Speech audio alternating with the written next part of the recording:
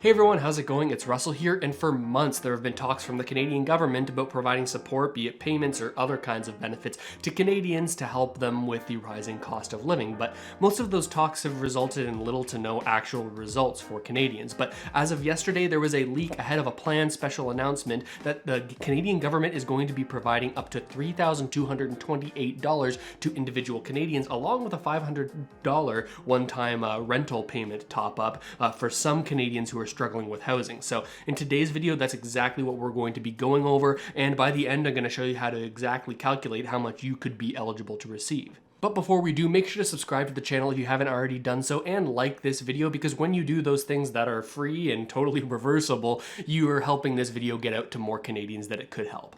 First, I need to provide you with a little bit of context on why this is actually happening. So it's now September, which means that since the end of June, parliamentarians haven't been in the House of Commons, kind of been on a summer break, but September is here and they're about to go back into the House of Commons, meaning changes can start to happen again. New legislation can be proposed. Now, if you remember back even further, back to April of this year, you might remember that the leader of the NDP, Jagmeet Singh, and the current Prime Minister, Justin Trudeau, signed a little bit of a handshake agreement saying, okay, we won't cause an election by voting down one of your bills as long as you do some certain things that we tell you to do. That's what Jagmeet Singh and the NDP are saying. And let's flip into a video now that can show you what his most recent demands have been. We're demanding this government put in place real supports to give people respect. And so we're calling for three specific things. We want to see the GST tax credit doubled. We want to see the Canadian child benefit increased, and we want to see the Canadian housing benefit increased as well. These are concrete steps that will put support to families that need it. This will give respect to people that are right now having a difficult time, feeling squeezed by the cost of living going up. And this is our solution that goes beyond just seeing interest rates increase, which is going to, again, put more pressure on families without any help in sight, without any respect in sight. This makes it even harder. So we're calling for these concrete steps. We're demanding that this government step up to provide real help to people, real support to people in this time. So there are three concrete things here that Jagmeet Singh is demanding of the government.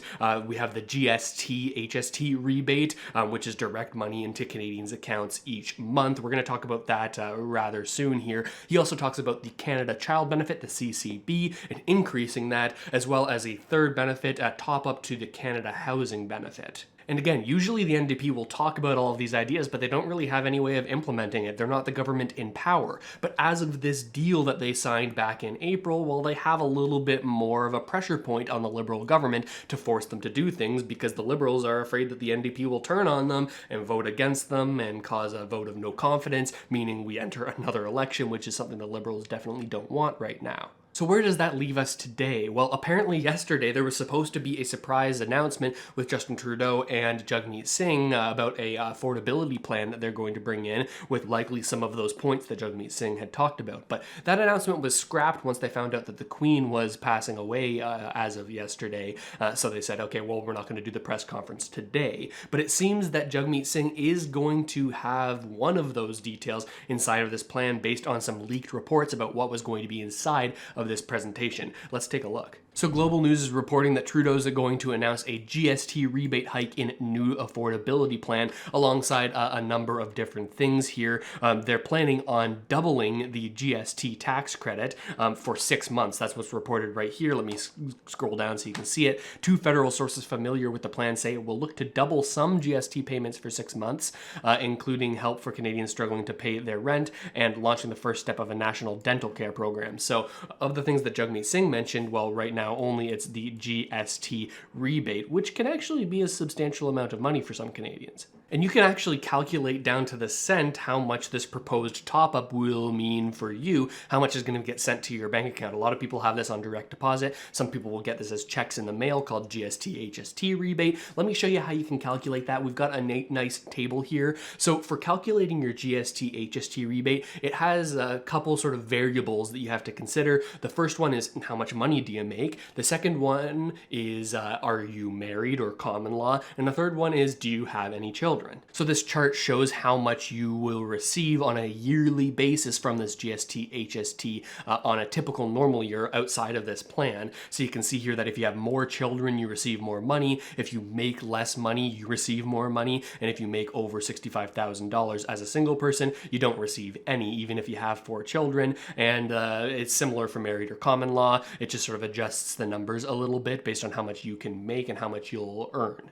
So you can either find this chart for yourself or find the part of this chart that applies to you. And once you do, you can calculate the additional amount that you're going to be getting from the government rather easily. These numbers are representing how much you are currently receiving on a yearly basis. But remember, this doubling is only happening for 6 months. So essentially, you're not going to be doubling this number. You're going to be getting an additional half of the number that you're currently getting over the next 6 months, or the 6 months that this program is running. So let's just say that you are receiving currently $1,256 per year. Well, then you would be receiving half of that over the 6 months of this program, meaning 628 there, if my math's right.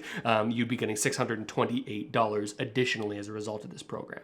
But even though Singh is only getting this one part of his demands actually satisfied by this new program, reportedly, there are other things that are included in the plan that Trudeau is sort of putting forward, which is also kind of as a result of the pressure of the NDP. And one is the Canada Housing Benefit top-up, as well as the new dental plan, which is going to be a little bit different than you might think. First of all, we've talked about the Canada Housing Benefit on the channel before, but long story short, this benefit is something that's sort of provided funding for by the federal government, the countrywide government, but when we get down to actually doling it out, each province does that a little bit differently, so you're likely going to want to search for like Ontario Canada Housing Benefit and see what the details are there if you can apply for it, but there's going to be a $500 top-up for people who are either already on that plan or are eligible for that plan. This is what it's looking like. But the more significant payment going to Canadians is this new dental plan. Now, you'll remember that the NDP have been pushing for quite a long time